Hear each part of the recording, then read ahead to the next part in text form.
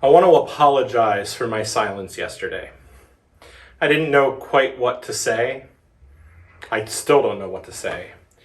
For I am still in shock, I'm a little terrified, and I am greatly saddened. But as the shepherd of this flock, I need to shepherd. And as a spiritual leader, I do need to say something. And as a Christian, we all should be saying something after we have searched ourselves fully. We have been called to prayer in this tragedy. And now certainly it is a time for prayer, but it's also a time for self-reflection. Self-reflection about how our silence and how our encouragement of certain ideals or our dismissal of certain ideals has led us to what happened in our nation's capital yesterday. Have we truly loved our neighbors? Have we truly listened and heard them? Have we spoken truth to them? Have we completely dismissed them because they voted for someone other than who we voted for? Love your neighbor.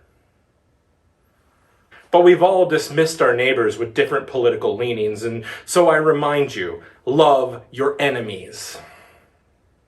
Pray for your enemies. What prayers have you lifted in the last 24 hours?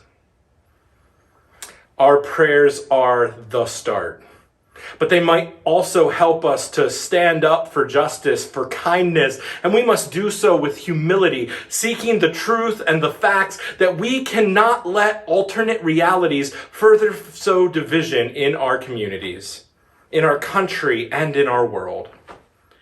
We are Americans, but more importantly, we are all God's children.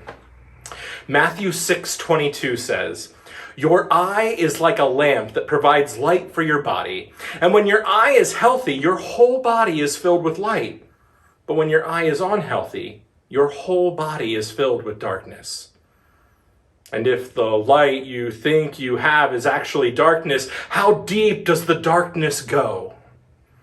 No one can serve two masters. For you will either hate one and love the other, or you will be devoted to one and despise the other. Now, who and what have we aligned ourselves with? Republicans? Democrats? The left, the right? Political leaders on either side? But are we Christ's? Are we truly Christians? We can only fully devote ourselves to one. For at some point in time, we would be asked to choose between God and country. And at some point in time, we will be asked to choose between God and party. Many of us believe that to be an American is to be a Christian because we see America as a Christian nation.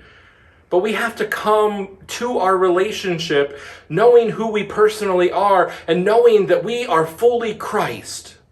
We are Christ's first and foremost. And maybe even more specifically from this Bible text that we just read, that we must be Christ's exclusively.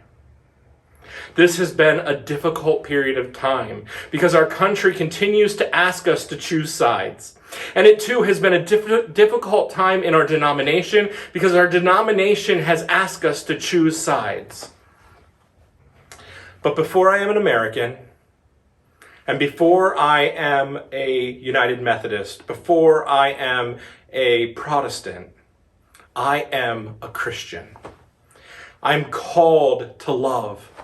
Not to choose sides, but to choose Christ. And to love and to pray for my enemies.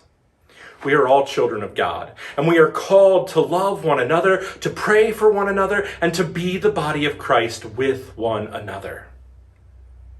And so yes, pray. But also, seek to love your neighbor.